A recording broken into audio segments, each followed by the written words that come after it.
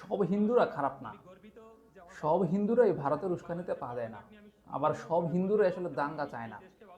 যারা দাঙ্গা চায় তারা তারা আপনি হিন্দু বলেন মুসলমান বলেন, আসলে এগুলো কিছু না, তারা হচ্ছে দাঙ্গাবাজ। এরকম বাংলাদেশে তো অনেক মুসলমানও আছে যারা আওয়ামী লীগের, অনেক মুসলমানও তো আছে যারা দেশের মধ্যে একটা সাম্প্রদায়িক দাঙ্গা বজায় রাখতে চায়।